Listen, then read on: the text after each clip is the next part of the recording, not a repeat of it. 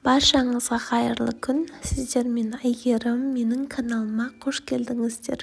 Бүгінгі видеода нағыз жаңа жылдық салат, пачуба салатын жасайтын боламыз. Видеоны мұқият соңына дейін қараңыздар. Ең алдымен бір дана пиязымызды видеода көрсетілгендей етіп майдалап турап аламыз.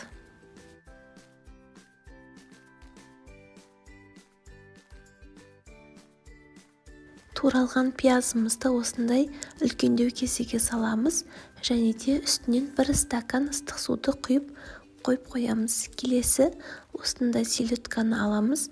Бұл бізде филесі, яғни ішінде сүйегі жоқ. Осыларды кубиктап турап аламыз.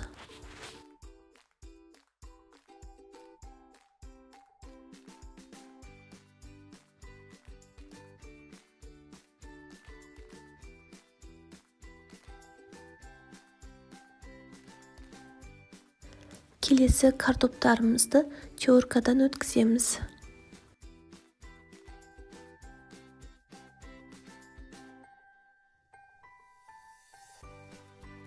Енді қызылшаларымызды терканың майда әдісінен өткіземіз.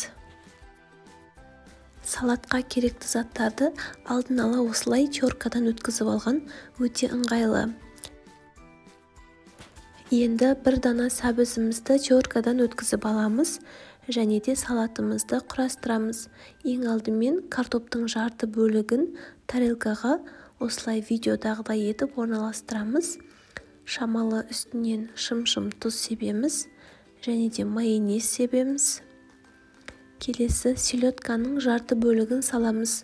Жартысы бізге, қалған бөлігіне қажет болады.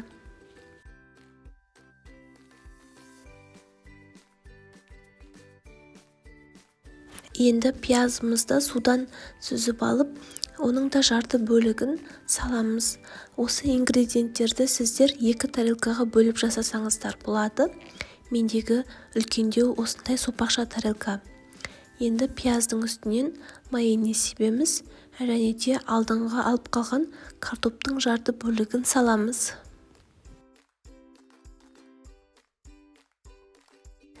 Бізде картоп құрғақ болғандықтан шамалы картоптан кейін тұз себуді ұмытпаңыздар.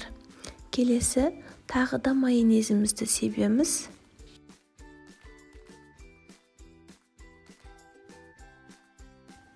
Енді бір дана жұмыртқамызды теркадан өткіземіз.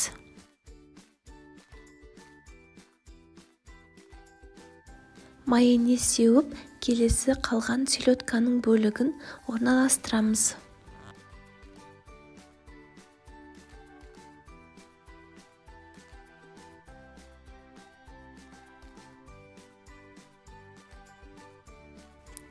Пиязымызды саламыз, майонезімізді сеуіп, бір дана сәбізімізді орналастырамыз.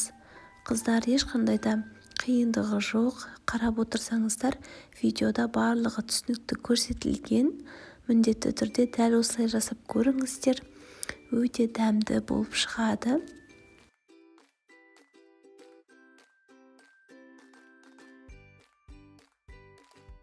Майонезімізді сеуіп, ең соңынан қызылшамен салаттың сыртын қаптаймыз.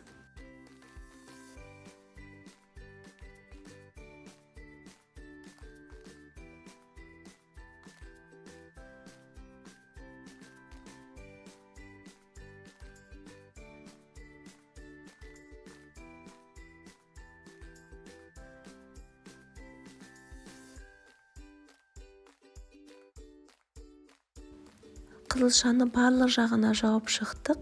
Енді ең соңынан майонезімізді сеуіп, қасықпен осылайынан жағып шығамыз. Сол кезде бізде өте әдемі түс шығады. Құрметті қыз-келіншектер, астындағы подписаться батырмасын басып, менің каналыма тіркелуді ұмытпаңыздар. Алдағы уақытта сіздермен көптеген рецепттермен бөлісетін боламын.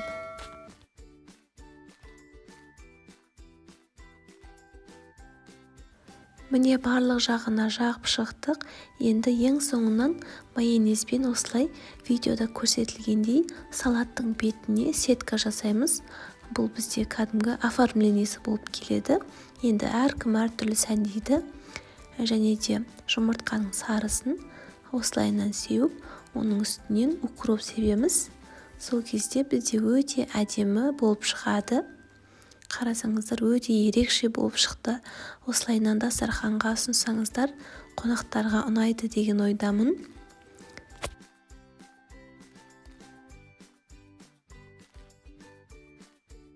Алдағы келе жатқан жаңа жыл мерекесіне дәл осы салатты міндетті түрде жасап көріңіздер.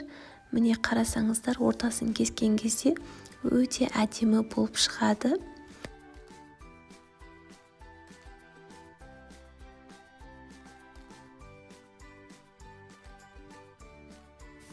Құрметті қыздар, видео ұнаса лайк басып пікір қалдыруды ұмытпаңыздар, және де менің каналыма тіркелуді ұмытпаңыздар. Сіздермен болған Айгерім. Келесі видеоларда кездескенше.